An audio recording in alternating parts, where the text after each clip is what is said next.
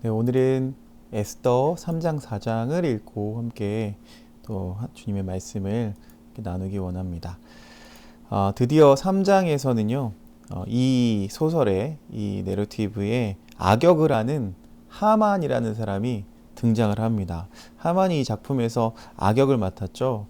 근데 이 장의 시작을 보면요, 3장의 시작을 보면 모르드게가 얼핏 뭐 부당한 대우를 받았다는 것을 좀 넌지시 우리에게 알려줍니다.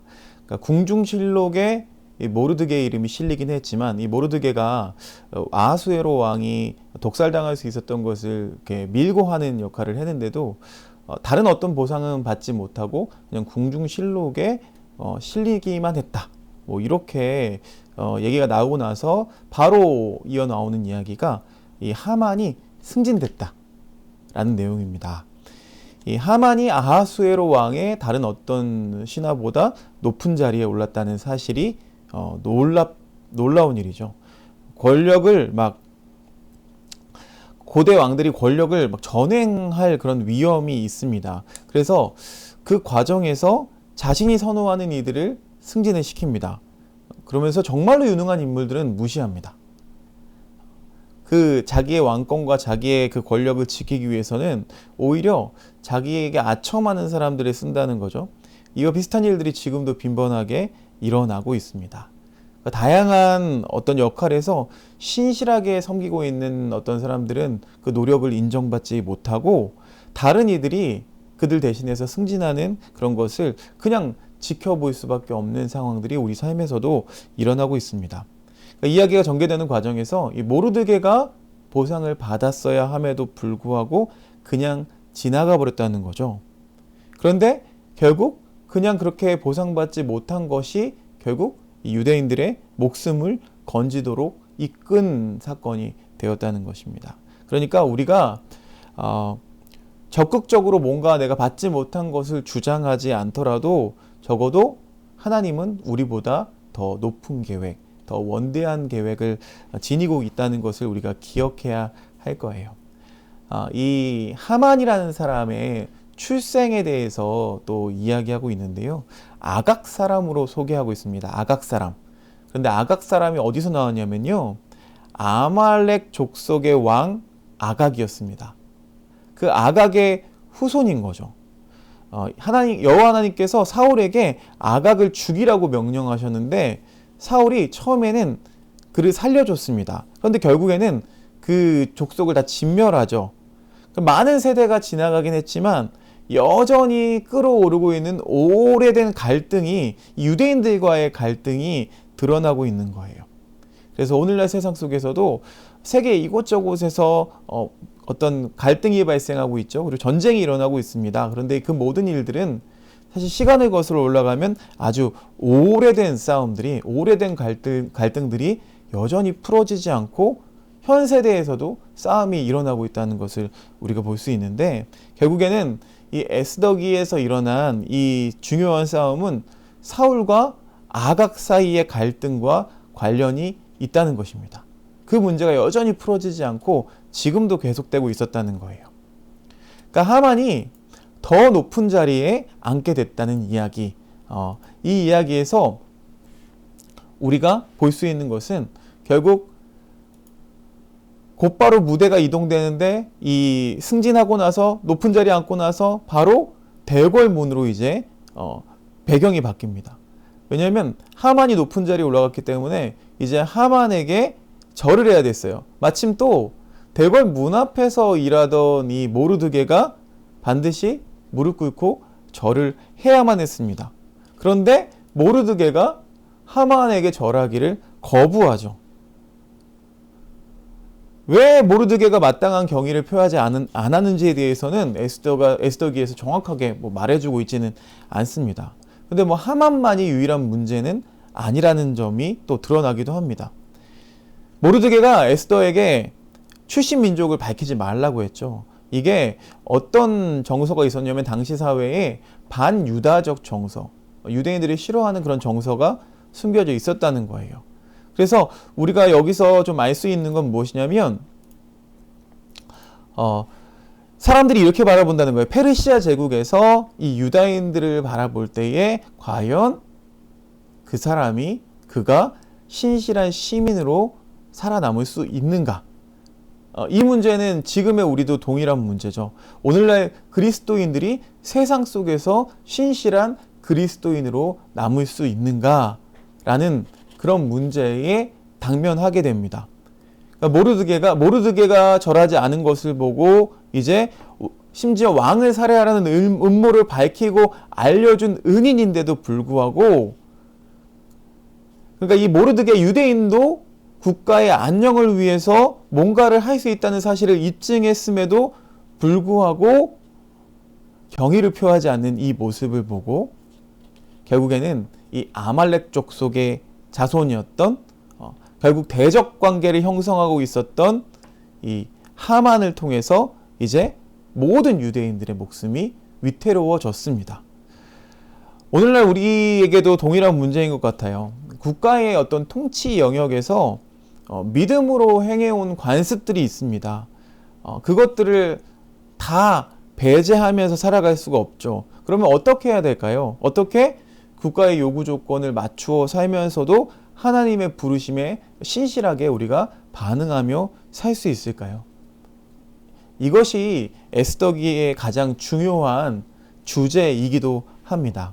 자, 이 일을 통해서 하만이 자존심에 상처를 입습니다. 하만이 자존심에 상처를 입어요. 모르드게가 자기에게 존경을 표하지 않는 걸 보자마자 막 분노가 끓어오릅니다. 이 모르드게가 한 일은 왕의 명령을 어긴 것인데도 불구하고 그것을 개인적인 모욕으로 받아들입니다. 이제 이 하만은 악의에 가득 찼죠. 그래서 이제 더 이상 이 두 사람 사이의 갈등이 아니라 이전 것까지 다 끌어옵니다. 미해결로 남아있던 이 문제를, 이 오래된 문제를 드디어 해결할 때가 된 거죠. 마치 그래서 그 오래된 싸움에서 이 아말렉이 우위를 차지하는 것처럼 보입니다. 자, 그래서 이제 유대인의 멸할 날짜를 뽑게 돼요. 자신이 보는 앞에서 푸르를 던지게 합니다. 푸르가 뭐냐면요, 주사위라는 뜻입니다. 주사위를 던져요. 이 푸르가 복수형이 바로 푸림입니다. 푸림. 그래서 우리가 알고 있는 불임절의 어원이 되는 것이죠. 주사위를 던진다는 것은요, 길이를 선택하는 것과 관련이 있습니다. 그래서 아마도 점성가가 이 주사위를 던졌을 것이다 라고 이야기합니다. 그래서 뽑아서 나온 게 그 해의 마지막 달의 날짜가 선택되었다는 거죠. 이 미신이 사람들의 사고에 굉장히 큰 영향력을 미친다는 사실을 우리가 이 말씀을 통해서 볼 수가 있죠.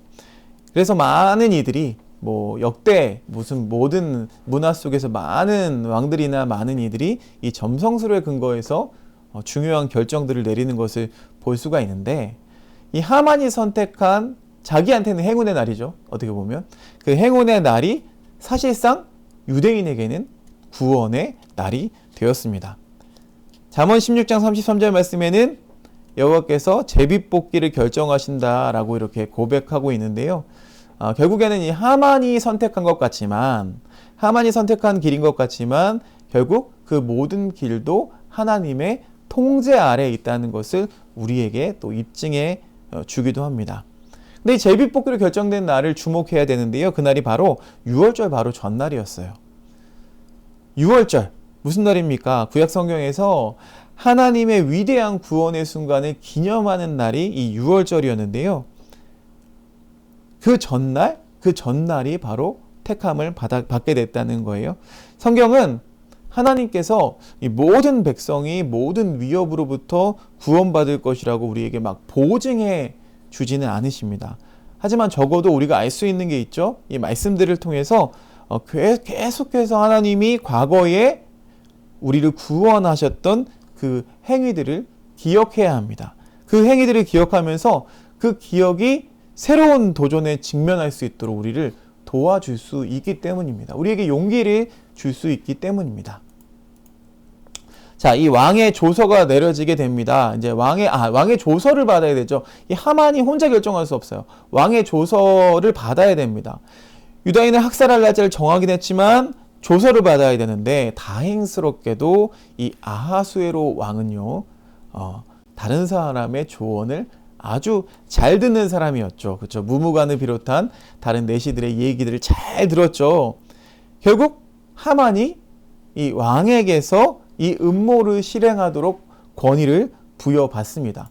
9절 보니까요. 8절과 9절 말씀 보니까 9절 말씀에 보니까요. 8절로 잘못 적었네요. 왕이 옳게 여기시거든 조서를 내려 그들을 진멸하소서. 내가 은 1만 달란트를 왕의 일을 맡은 자의 손에 맡겨 왕의 금고에 드리리이다. 하만은요. 자기 사익은 전혀 거기에 들어가지 않는 것처럼 이렇게 포장하지만 실질적으로는요. 1만 달란트, 은 1만 달란트를 왕에게 뇌물로 제공합니다. 근데 이게 어마어마한 금액이었다고 해요.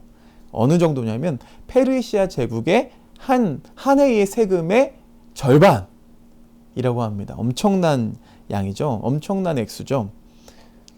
그래서 이 10절과 11절 말씀 보면은요. 왕이요. 본질적으로 자신의 책임을 져버립니다. 그냥 인장 반지를 빼서 내주는 것을 의미하는데, 그러니까 왕이 직접 내린 것처럼 이 조서를 이제 마음대로 쓸 수 있게 된 거죠. 옥세를 내준 거죠. 에드먼드 버크라는 사람이 이런 말을 했대요. 왕이 승리하려면 선한 사람들이 아무것도 하지 않으면 된다.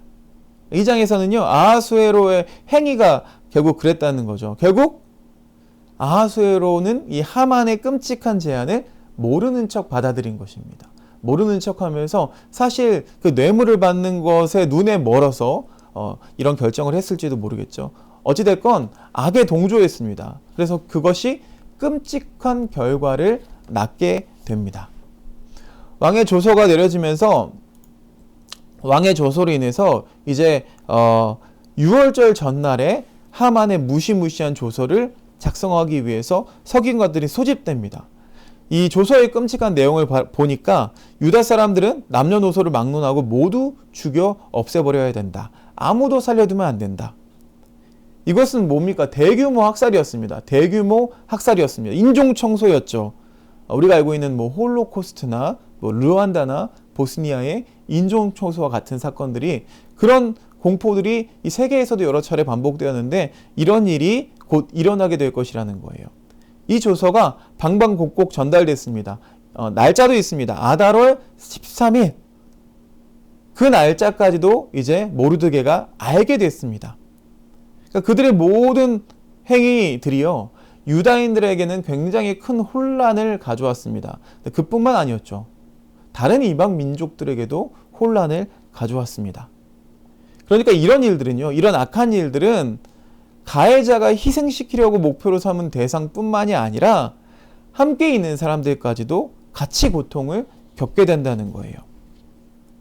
이 성경은요, 전반적으로 신자들이 국가의 권위에 복종할 것을 우리에게 말하고 있습니다. 그런데 무비판적으로 그것에 복종하라는 것은 아니죠. 종종 하나님께 적대적인 모든 것을 우리가 다 받아들일 필요가 없습니다. 수산성이 술렁였다는 말이 있어요. 그러니까 이 국가가 하는 일들을 자세히 검토해보고 거부할 때는 거부해야 한다라는 것을 우리에게 알려주고 있죠. 이 3장을 진지하게 살펴보면 3장에는요, 이 하만의 어리석음과 모든 그 아하수에로 왕의 어리석음이 이 모든 사람들한테 혼란을 주고 있습니다. 그러니까 이 장에서는 결국 우리에게 무엇을 보여주냐면 암암리에 우리를 리더십의 다른 모델로 인도하고 있습니다. 예수님은 자신을 우리의 리더십의 본보기로 삼아야 된다고 분명히 가르치셨는데 그 예수님의 리더십은 무엇이었냐면 바로 종으로서 사람들을 섬기는 것이었죠. 종으로서 섬기는 것. 왕도 섬겨야 하는 것이고 신하도 섬겨야 하는 것인데 우리가 생활하는 이 삶의 공동체 이 영역 안에서 우리는요, 공의를 지지하는 자세로 우리를 이끄시는 그 복음에 따라서 우리가 움직여야 할 줄로 믿습니다. 자, 침묵하시는 하나님 4장 말씀 이어서 보면요, 이 4장에 보니까 구약 성경의 다른 말씀 보면은 이 금식이 등장합니다. 금식은요, 꼭 기도랑 함께 등장을 했습니다. 또 애통해하는 모습도 같이 나타납니다. 그래서 이 금식할 때에 하나님이 언급될 개연성이 가장 높아 보이는 장면임에도 불구하고 우리가 이 에스더기를 보면은요, 놀랍게도 이 장면에서도 하나님은 침묵하십니다. 오히려 이 에스더기의 이야기는 하나님이 무대 뒤에서, 배후에서 역사하실 것 같은 장면들이 명백하게 드러납니다. 자, 유대인들 적대시하는 왕의 조서가 내려졌습니다. 모르드게가 이 소식을 들었어요. 대궐 문 밖에서 홀로 있었습니다. 모르드게가 이 조서가 내려진 사실뿐만이 아니라 그 진행 과정도 다 알게 되었습니다. 자, 이 모르드게의 모습은요, 아하수에로 왕과 굉장히 대조됩니다. 알려고 하지 않는 아하수에로 왕과 모르드게는 오히려 이 사건을 낱낱이 알려고 합니다. 팩트 체크 하려고 해요. 모르드게가 이 지식을 알려고 하는 이유, 이 모든 사실을 알려고 하는 이유는 에스더를 설득하기 위함입니다. 에스더를 설득하기 위해서 이 모든 사건에 대해서 더 자세한 정보를 얻으려고 해요. 그러면서 에스더가 자기 백성을 위해서 확고한 자세를 취하도록 권면하는데 이 정보들을 사용합니다. 그러니까 현재의 사건들에 대해서 올바른 지식을 갖는 것은 우리 그리스도인들에게도 마찬가지로 중요하다는 거죠. 관심 없어 하면 안 된다는 거예요. 세상에 대해서 관심 없어 하지 않고 그 모든 사건들에 대해서 관심을 가지고 어떻게 돌아가고 있는지 객관적으로 바라볼 수 있는 눈이 필요하다는 것입니다. 모르드게가 이제 대성통곡을 하죠. 대성통곡을 하는데 이것은 우리가 알고 있는 전형적인 애도 방식입니다. 옷을 찢고 굵은 베옷을 걸치고 재를 뒤집어 쓰는 이런 애도의 모습을 보여주고 있어요. 하나님의 관계에 뿌리를 둔 애도입니다. 그냥 이 형식을 취했다는 것은 하나님께 하는 그런 애도의 모습이에요. 격렬한 울부짖음이라고 표현하면 더 맞을 것 같습니다. 격렬하게 울부짖었다는 거예요. 근데 모르드게가 혼자서만 비통해하지 않습니다. 페르시아 제국 전역에 거주하던 모든 유다인들도 같이 금식에 참여했고 같이 슬프게 울부짖었고 이 모르드게가 하는 금식에 같이 가담을 했습니다. 이 상황 속에서 모르드게가 대궐 문 앞까지 왔어요. 근데 대궐 문 안으로는 들어갈 수가 없었습니다. 왜냐하면 애도의 복장을 한 사람은 왕궁 안으로 들어갈 수가 없었기 때문이에요. 그래서 이제 결국에는 왕궁 안에 있는 사람을 불러낼 수밖에 없었죠. 그래서 모르드게의 이 모든 이야기들이 에스더의 시녀들과 내시들을 통해서 에스더의 귀에 들어갔습니다. 눈에 띄게 행동을 했거든요. 보라고 오히려 눈에 띄게 막 행동을 한 거죠. 에스더가 이 이야기를 듣고 어땠을까요? 매우 충격을 받았습니다. 에스더가 충격을 받은 원인이 왕의 조서 때문인지 아니면 모르드게가 왜 저렇게까지 하는지인지는 잘 모르겠지만 에스더가 모르드게에게 무엇을 보냈냐면 먼저 의복을 보냅니다. 의복을 보내는데요. 그 행위가 아마 문제였다는 것을 넌지시 우리에게 알려주고 있는 것 같아요. 근데 모르드게가 이 선물을 받아들이지 않죠. 그 대신 모르드게는 왜 내가 이렇게 공개적으로 슬퍼하면서 울부짖는지 에스더가 알아차리기를 원합니다. 중대한 문제점에 직면하게 되면요, 많은 사람들이 이런 아주 간단한 결정을 합니다. 에스더의 첫 번째 반응은 바로 이거였어요. 가장 낮은 차원의 헌신을 포함하는 해결책을 제시합니다. 그래서 의복을 보내는 반응을 한 거죠. 그런데 모르드게가 의복을 거부합니다.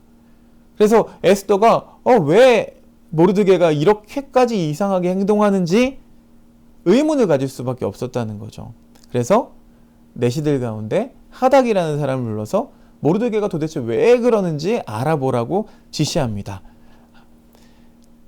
그래서 모르드게가 알고 있는 정보들을 다 알려줘요. 그래서 하만이 유다인을 다 몰살하는 대신에 왕한테 주기로 한 뇌물이 얼마인지도 정확하게 제공하고 이 조서의 초본을 전달합니다. 에스더는 이것이 모르드게 개인의 문제가 아니라는 것을 알아차려야만 했어요. 그래서 에스더가 왕 앞에 나가서 왕의 호의를 구할 수 있도록 모르드게가 이렇게 뒤에서 계속 종용을 했다는 거죠. 그래서 결국엔 에스더가 자기 백성을 위해서 이 일을 해야만 하는 상황에 처하게 되는 거죠. 그래서 결국엔 자신의 정체성, 자신이 유다인이라는 것을 밝혀야만 하는 상황이 되었다는 것입니다. 페르시아 제국이 유다 백성을 위협하지 않았다면 에스더는 자기 민족의 정체성을 밝히지 않았을 거예요. 그냥 페르시아 제국에서 자기 역할을 감당할 수 있었을 거예요. 그런데 페르시아 제국이 자기 백성의 목숨을 위협하고 있었기 때문에 에스더는 자신이 어느 민족에 속하는지를 드러낼 수밖에 없었습니다. 그런데 에스더는 맨 처음에는 서투른 반응을 보입니다. 왜냐하면 이전까지의 순종은, 모르드게에 순종했던 부분은 그냥 순종만 하면 되는데요.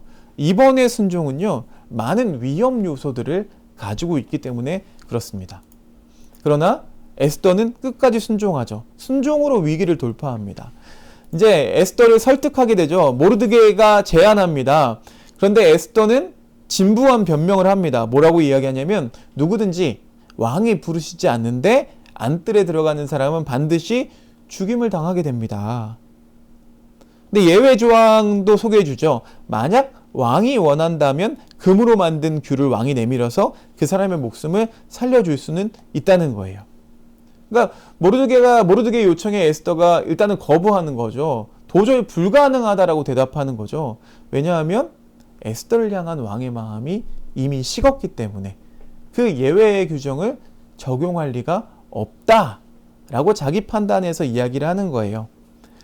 지난주에 우리 박희윤 집사님 물어보셨는데, 왜 에스더가 왕비가 되는데도 불구하고 왜 계속 여인들이 왔느냐, 여러 가지 해석들이 있더라고요. 뭐 그 소식을 듣고 늦게 왔다, 뭐 아니면 그 이후에도 계속해서 그런 여자들을 불러 모았다라는 여러 가지 의견들이 있더라고요.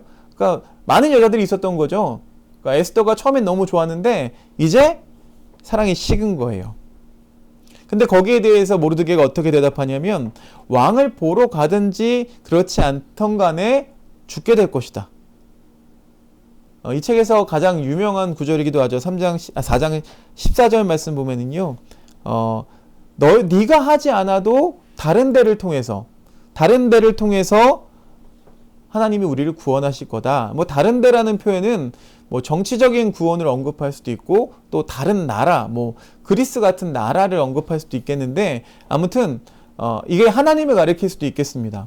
에스더기에서는 뭐 언제나 막 이 부분에 대해서 신학적인 언급은 은근하게 제시되지 아주 그냥 적나라하게 제시되는 부분은 없습니다. 에스더를 통해서든지 아니면 다른 곳을 통해서든지 구원이 임할 것이라고 확신을 합니다. 14절 마지막 문장은요, 그 논점을 한 발자국 더 나아가게 하는데, 14절에 누가 알겠느냐라고 이야기해요. 모르드게가 누가 알겠느냐. 그러니까 에스더가 그때를 위해서 왕비가 되었다. 그것을 누가 알겠느냐. 그렇게 된 것임을 누가 알겠느냐. 그러니까 따라서 모르드게의 질문이 에스더가 하나님의 섭리에 대해서 깊이 생각해 보도록 하는 거죠. 그러니까 네가 왕비가 된 건 결국 이때를 위함임을 누가 알겠느냐, 이렇게 물어본 거예요. 심사숙고하게 만드는 거죠. 요셉의 이야기가 떠올랐는데요. 요셉이 형들이 자기에게 해를 끼쳤지만 오히려 하나님이 그것을 선으로 바꾸셨고, 하나님의 백성을 구원하시려는 하나님의 목적을 성취하기 위해서 내가 전혀 기대할 수 없었던 그 권위의 자리에 앉게 됐다라고 이해합니다. 나중에 삶의 여정을 되돌아보고 나니까 이 사실을 깨닫게 되었다는 거죠. 에스더도 이 어려운 도전에 직면하게 됩니다. 모르드게 질문에 쉬운 대답이 없습니다. 근데 그것이 하나님이 이 백성들이 직면하게 될 다양한 도전을 사전에 준비하셨다는 사실을 또 암시하고 있어요. 그렇기 때문에 우리는 이런 어려움을 또 알아보아야 하고, 그리고 또 그것에 직면할 때 악에 맞서야 될 상황도 있다는 것을 우리에게 넌지시 알려주고 있습니다. 신약 성경에서는요, 야고보서 2장 26절 말씀인데요, 영혼 없는 몸이 죽은 것 같이 행함이 없는 믿음은 죽은 것이니라. 믿음과 행함이 함께하는 지점이라고 야고보는 이야기하고 있어요. 우리가 부름을 받은 것은 의심의 여지 없이 이와 같은 상황에 직면할 때 악에 맞서기 위함이라고 주장하고 있는 거죠. 이제 에스더가 이 접근 방식에 결정적인 변화가 변화를 가져오게 됩니다. 에스더는 그전에는 언제나 수동적이었어요. 근데 이제는 자신의 상황을 주도하기 시작합니다. 이제 제시하는 사람은 모르드게가 아니에요. 에스더입니다. 에스더가 주도적인 역할을 하면서 계속 상황을 주도합니다. 나중에 8장에 보면은요, 모르드게를 왕에게 소개합니다. 에스더가 오히려. 16절 말씀 보면은 당신은 가서 라고 명령합니다. 모르드게가 모든 유다 백성을 이 수산성에 모이게 하라고 이야기해요. 그리고 사흘 동안 금식하라고 이야기합니다. 금식의 조건이 굉장히 엄격합니다. 사흘 동안 아무것도 먹거나 마시면 안 돼요. 이게 어떤 거냐면 왕과 하만은 정기적으로 잔치를 열고 술을 마시는 행위랑 완전히 대조되는 것이죠. 유대인들한테 이건 굉장히 힘든 금식일 테지만 에스더와 그녀의 시녀들도 함께 동참하겠다라고 이야기합니다. 이 힘겹고 복잡한 이 도전은 하나님과 그분의 이 백성에게 절대적인 헌신을 요구합니다. 그래서 거기에서 우리에게 함께 주어지는 것은 또 신앙 간습으로 여겨지는 것들을 다 제쳐놓고 이 일에 집중하게끔 하는 경우들도 포함된다는 거예요. 금식과 기도가 연결된다는 것을 우리가 연결된다는 점에서 하나님의 도우심을 간청하기 위한 그런 금식이라는 것을 우리가 뭐 자세하게 텍스트로 나와 있진 않지만 우리가 알 수가 있습니다. 에스더에게 속한 사람들이 하나님께 자신들에게 헌신하듯 또 서로에게도 헌신합니다. 종종 우리 그리스도인들이 이런 얘기하죠. 그냥 놔둬라. 그냥 놔둬라. 하나님이 하시게 하자라는 말하는 것을 우리가 들을 때가 있습니다.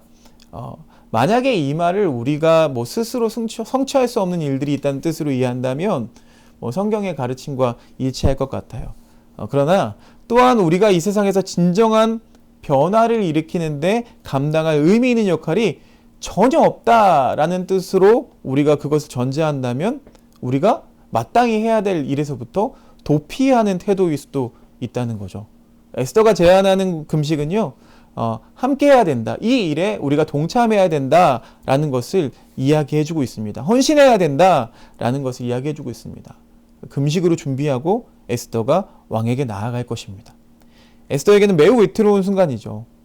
왕의 진노할 가능성을 예상하고 다가가는 것입니다. 그러면서 뭐라고 이야기해요? 죽으면 죽으리이다. 아주 유명한 말이죠.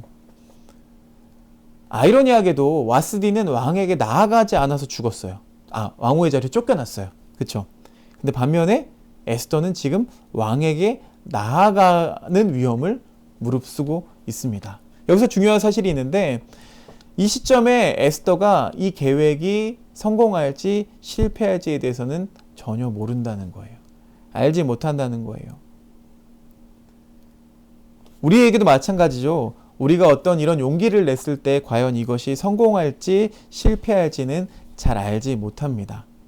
이처럼 자기 자신을 자기 백성을 위해서 헌신하면서 백성을 위해서 모든 위험을 무릅쓰는 에스더의 모습을 우리가 볼 수 있는데 이 에스더의 모습에서는요. 에스더가 무지한 것이 아닙니다. 무지하게 행동한 것이 아니라는 거예요. 에스더는 자기 백성의 공경을 잘 알고 있었고 또 하나님이 어떤 목적으로 나를 왕후의 자리에 앉히셨는지를 드디어 이해하기 시작했다는 거예요. 하나님의 뜻을 이해하기 시작했다는 거죠. 그래서 자기 앞에 놓여있는 어떤 필요성에 대해서 반응하는 것입니다. 필요성에 대해서 반응하는 것이에요. 예수님이 제자가 되는 데에는 어떤 대가가 있었습니다. 자기의 그물을 버리고 자기의 배를 버리고 쫓아가야 했던 것처럼 우리가 올바른 어떤 정보의 기초에서 행동하기를 원하십니다. 신앙의 행동을 취하기 위해서 우리가 스스로 선택한 그 어떤 위험이라도 감수할 마음의 준비가 되어 있어야 하고 하나님을 쫓는다는 건 예수 그리스도를 쫓는다는 것은 우리에게 그렇게 도전하도록 우리에게 활짝 문을 열어두신 그 예수님을 쫓아가는 것이라는 거예요. 그러나 우리가 무지하게 따라가는 것이 아니라 올바른 정보를 가지고 그 정보에 근거한 결정을 내려서 하나님을 따라갈 수 있는 저와 여러분들 되시기를 주님의 이름으로 축복드립니다. 3, 4장 말씀은 이렇게 마무리하겠습니다.